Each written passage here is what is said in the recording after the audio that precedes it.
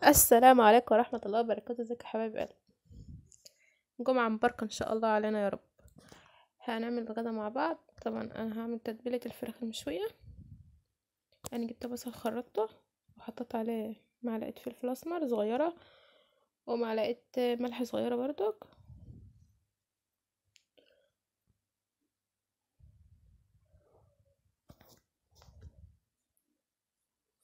هندعك البصل بالملح كويس جدا. اه يا حبايبي،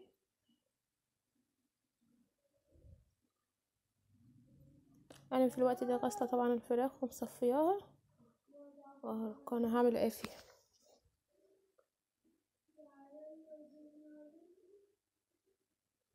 اي يا حبايبي، الفراخين غسلاها ومنضفها كويس. هنعمل بقى البصل في بين الجلد، نحط بصل بين الجلد.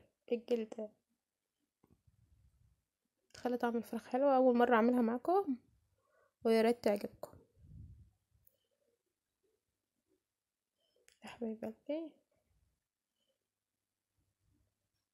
انا بصراحه اول مره اعملها بس طلعت والله جميله جدا، واللي هيجربها مش هيندم والله.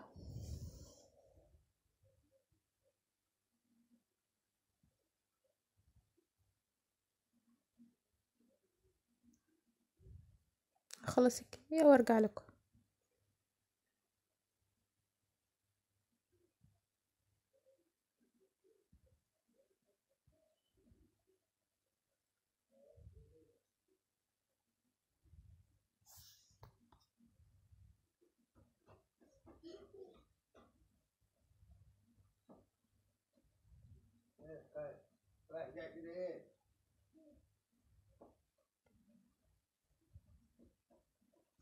طبعا انا خرطت البصل ده، انا مش هرميه، انا طبعا حطيته اهوت يا حبايب قلبي. انا خرطت بصل. البصل اللي انا مخرطاه بايده حطيته في الصينيه. عملت فلفل حامي وفلفل بارد، وهنحط طماطم برضك. نحط طماطم مخرطه زي ما انتوا شفتوا كده.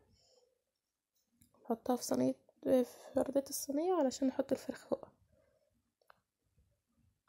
الحشوة ديت جميلة جدا، ممكن تاكليها برضو جميلة جدا. انا حطيت فلفل اسمر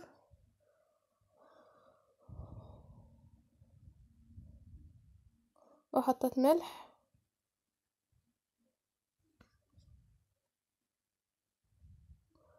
واحط كمون وكزبرة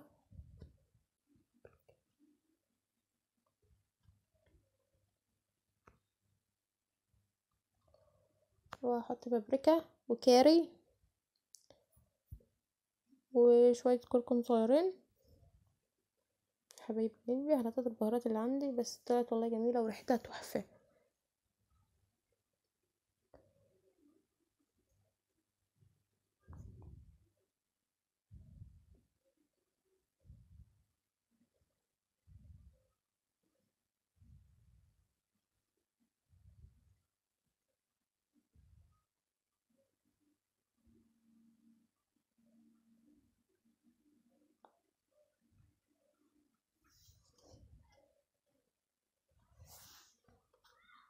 هنقلب الكلام ده كله مع بعضه. نحط شوية زيت.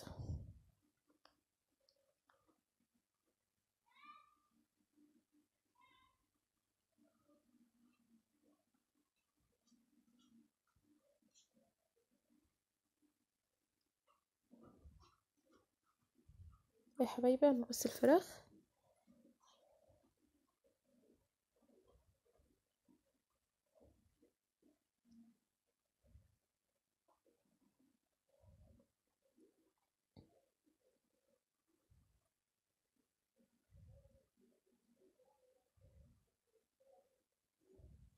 اهي ترصها.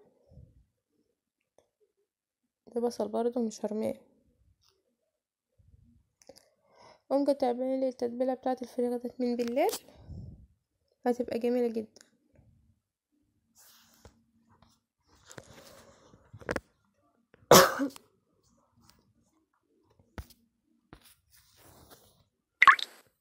هنحط شوية زيت وهنسيبها ساعة.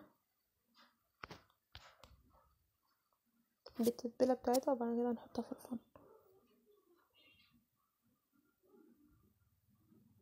يا حبايب قلبي هندخلها الفرن بقى.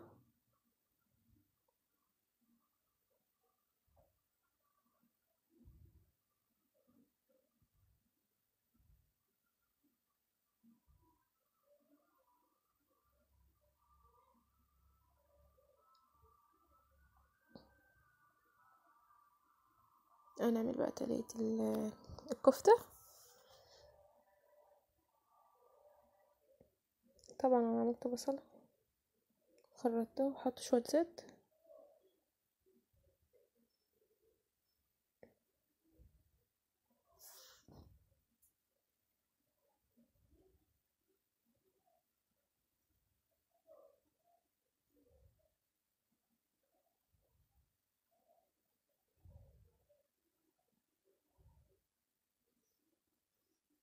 هنقلب كويس البصلة لغاية ما تاخد لون اصفر. حطيت التقلية طبعا،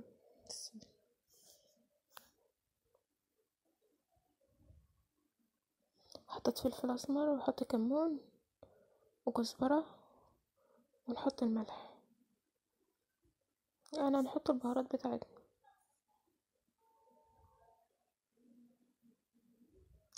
اللي وصل معايا لحد كده يعمل لي لايك واشترك في القناة بعد اذنكم. طبعا القناة مش هتكبر الا بيكم يا حبايب قلبي، وربنا يخليكم يا رب.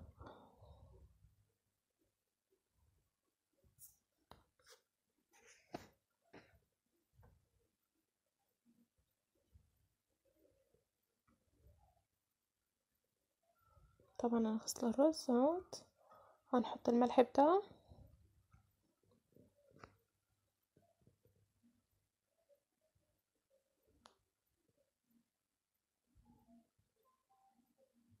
نغطي عليه. دي الكفتة حبايب قلبي، انا ما كترتش، انا عامله حته صغيره. طبعا جايب حته يعني احط على قد الطبخه، يعني احط على قد الطبخ عشان ما تفتش عندي. انا طبعا اهي زي ما انتوا شايفين انا بصبحها.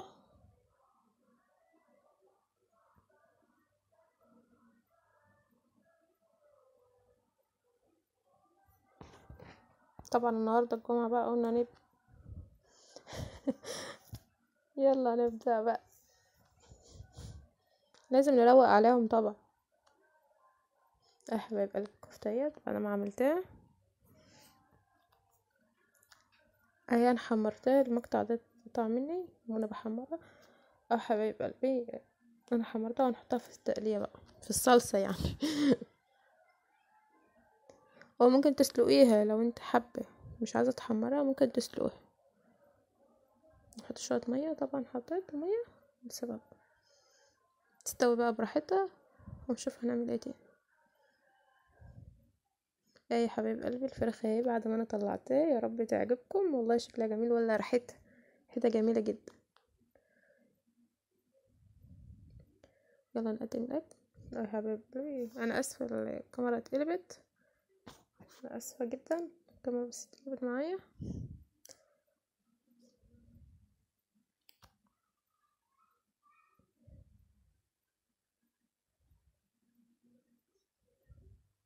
اه حبايب قلبي انا عملت دي الكفتة طبعا اللي انتوا شفتوني وانا بعملها، ودي الفراخ، وده الرز. انا طبعا الخلطة بتاعت الفراخ انا حطها في طبق لوحده.